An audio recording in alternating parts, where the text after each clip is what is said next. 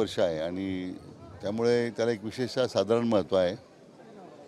आपल्या महायुती सरकारनं माननीय आपले लोकप्रिय मुख्यमंत्री देवेंद्रजी फडणवीस साहेबांनी आणि दोन्ही उपमुख्यमंत्री एकनाथराव शिंदे आणि दादा मंत्रिमंडळानं या ठिकाणी विशेष बैठक पहिल्यांदा झाली आणि त्यामध्ये साधारण 680 कोटीचा विकास आराखडा आता चौंडीचा मंजूर झाला. एक निरंतर अशा प्रकारचं जाज्वल्य अशा प्रकारचं असं स्मारक आणि हा आराखडा त्या स्मारकातून संपूर्ण देशवासियांना निश्चितपणे तो प्रेरणादायी ठरेल असा माझ्या मनात मला विश्वास आहे.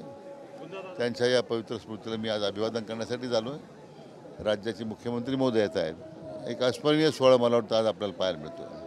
कृषी मंत्री कोकाटे यांचं पुन्हा एका वक्तव्य चर्चेत आहे की कृषी मंत्रीपद म्हणजे ओसाड गावची पाटील.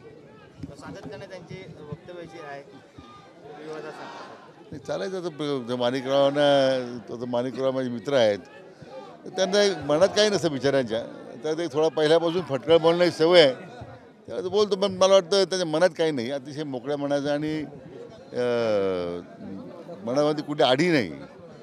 हा त्याचा स्वभाव आहे, स्थायी स्वभाव आहे माणिकरावांचा. मित्र म्हणून सल्ला देताना काही मी सल्ला दिला आहे माणिकरावांना की मंत्री झाल्यानंतर बोलायचं नसतं. साहेब, अहिल्यादेवींनी आपल्या पूर्ण जीवनकाळामध्ये अनेक सामाजिक कार्य केली.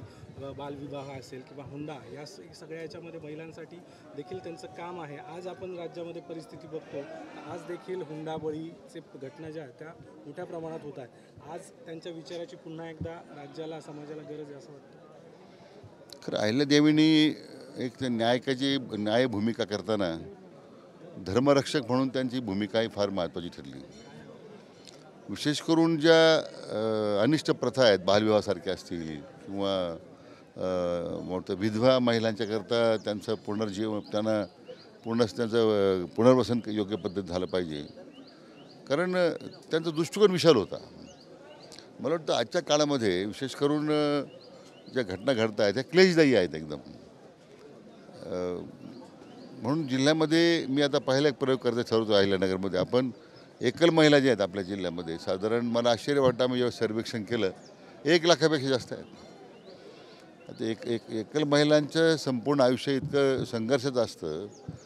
तो मला वाटतो प्रकल्प अहिल्यादेवींच्या नावाने मी सुरू करतो आहे की ज्यामध्ये ह्या एकल महिलांचं पुनर्वसन करणं, त्यांना कौशल्य विकास कार्यक्रमात जोडून घेणं, त्यांना स्वतःच्या पायावर उभं करणं.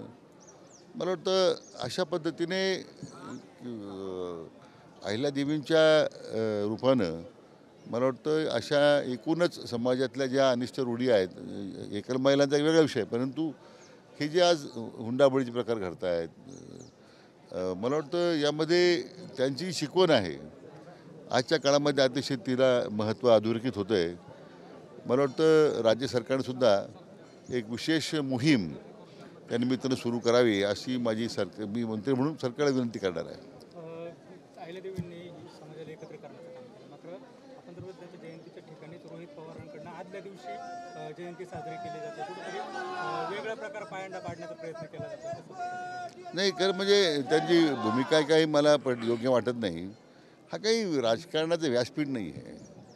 पुण्यश्लोक अहिल्यादेवी हे आपलं सर्वांचं दैवत आहे आणि मग त्यावेळी त्यांच्या जयंतीच्या निमित्तानं जन्मदिवसाच्या वतीने आपण जेव्हा अभिवादन करायला येतो, मला वाटतं त्याचं तारतम्य रोहित पवारांनी बाळगलं पाहिजे. त्यांची भूमिका याचं कोणी समर्थन करणार नाही.